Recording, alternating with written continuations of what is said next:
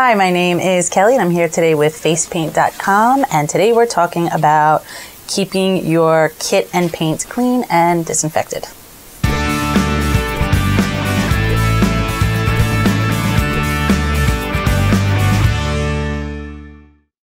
Being a face painter, it's really important that your paints are clean and hygienic.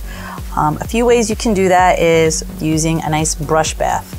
I love the Silly Farm brush bath. Not only does it clean and sanitize, but when I stir my brushes around in the bath that I have made for it, it takes the paint off really nice, and it's pretty effortless then. Clean a brush after every use. Also make sure that you're not using brushes on the lips and then putting it back into a paint pot, because then you're sharing a lot of germs there with everyone.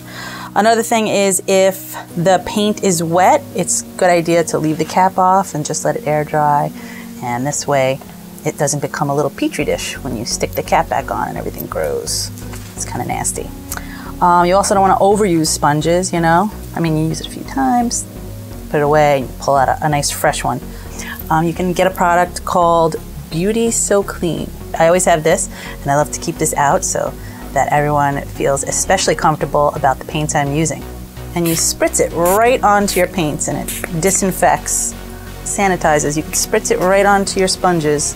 It smells nice too. It's nice and fresh, and it's fabulous.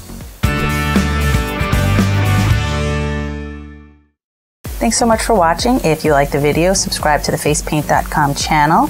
All the products we use today are listed below. Bye-bye.